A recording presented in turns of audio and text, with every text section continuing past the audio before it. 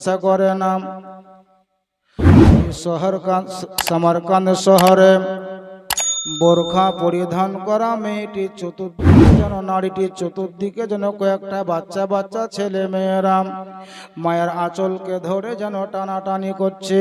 কেউ যেন কিছু খাবার খাওয়া দেখতে পায়, মায়ের কাছে নালিশ করে বলে, মা গো ওই দেখো ছেলেটি খাবার খাচ্ছে গো মা, একটু খাবারের ব্যবস্থা তুমি আমায় করে দাও।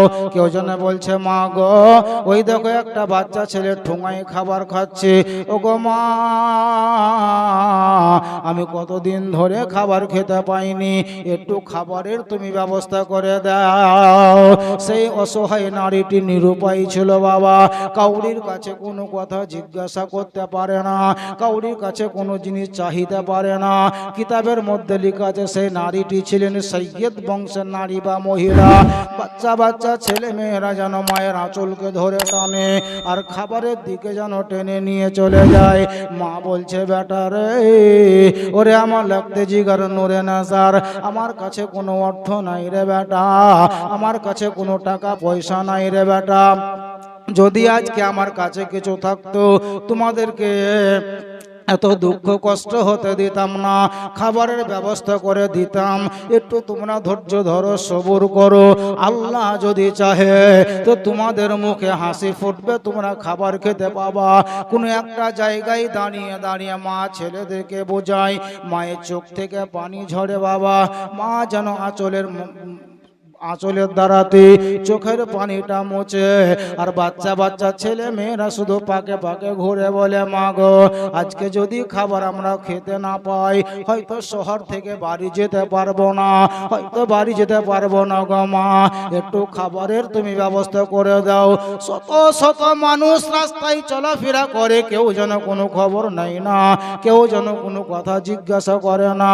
ওই সমরকান্দ শহরের কোনো একটা লোক মনে মনে নিয়ত করেছিল, আল্লাহ যদি কোনোদিন আমি টাকা পয়সা জমা করতে পারি, আমি তোমার পয়গম্বর নবী মুস্তাফার পবিত্র মদিনাতুল মুনাওয়ারা দর্শন করব, কাবা বাইতুল্লাহ গিয়ে আমি সায়ের করব, কাবা বাইতুল্লাহতে গিয়ে আমি তওয়াফ করব, হজ করার নিয়ত করেছিলেন। বলে, আল্লাহ যদি কোনোদিন কোনো টাকা পয়সা জোগাড় করতে পারি, আমি অবশ্যই তোমার কাবা বাইতুল্লাহ দর্শন করব, হাজরে আসওয়াদকে চুমা দেব, মিনা ময়দানে গিয়ে কোরবানি করব, সাফা পাহাড়ে আমি সুবহানাল্লাহ চাপবো, সাফা মারওয়াতে সৈর করব।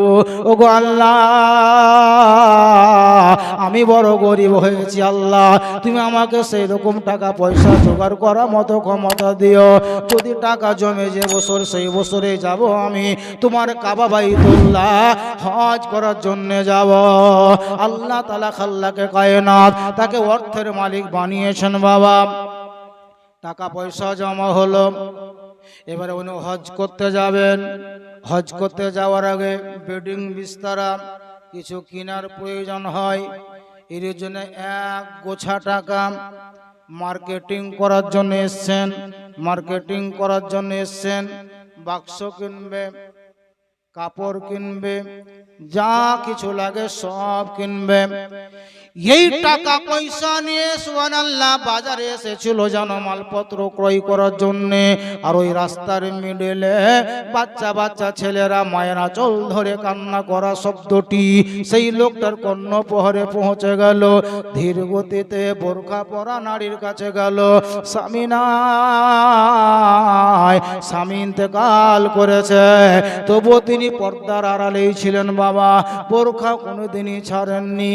ওই বোরখা পরা নারীর কাছে গিয়ে, যিনি হজ করতে যাওয়ার জন্য টাকা পয়সা নিয়ে এসেছেন বাজার মার্কেটিং করার জন্য, উনি গিয়ে সালাম করলেন। সালামের উত্তর এলো, ইনি জিজ্ঞাসা করছেন, বলে, মা গো এই ছেলেগুলা কেন কান্না করছে বলো?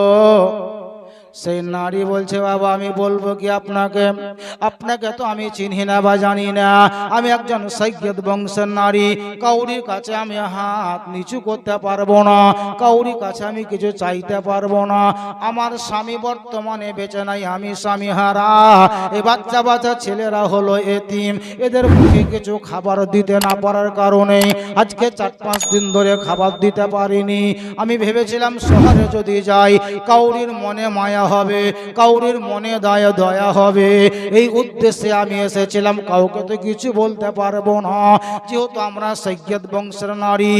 আমার বাচ্চা বাচ্চা ছেলেরা আমার কাছে খাবারের জন্য বাইনা ধরেছে, আমি খাবার দিতে পারি না বলেই তারা কান্না করে।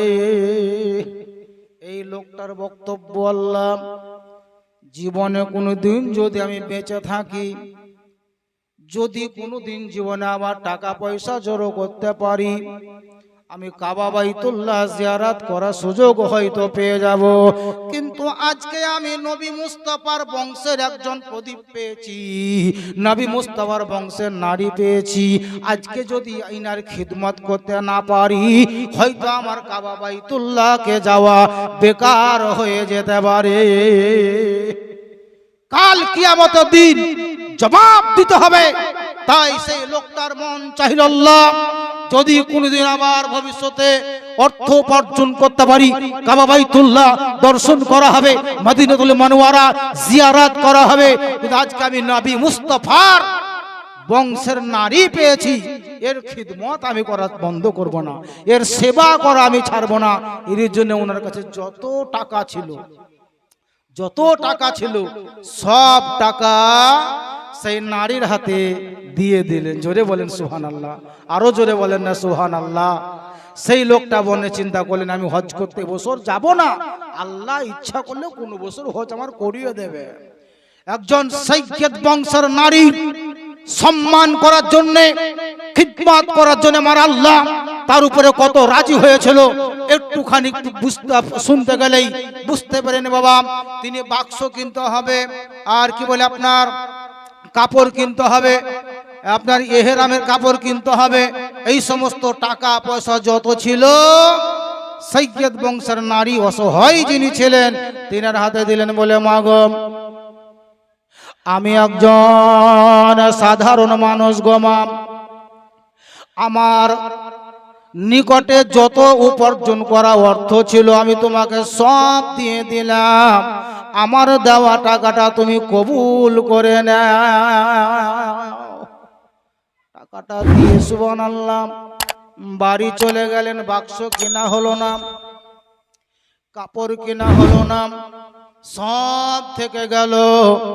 ওই লোকটার মনের আশা মনেই থেকে গেল।